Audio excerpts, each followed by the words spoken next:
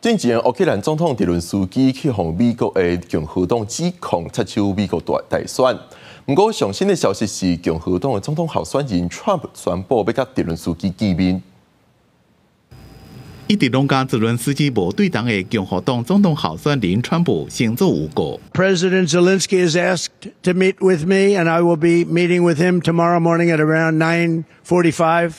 In Trump Tower， 泽伦斯基则和共和党人无欢喜，伊这礼拜去美国纽约联合国大会发表演讲进前，参访美国大选的关键摇摆州宾州的弹药工厂。宾州州长夏皮洛、宾州联邦参议员凯西、甲宾州联邦众议员卡特莱特拢在场，三个拢是民主党。泽伦斯基也搁伫咧炮弹顶头签名。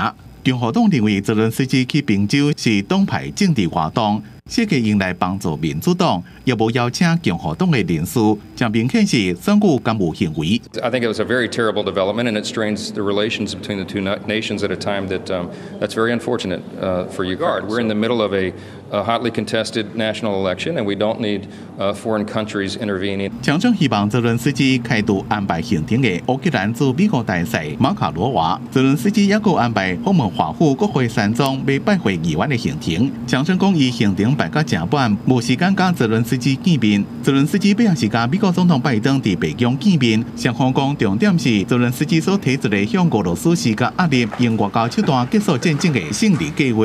Russia will not prevail. Today we have a new support package, $7.9 billion.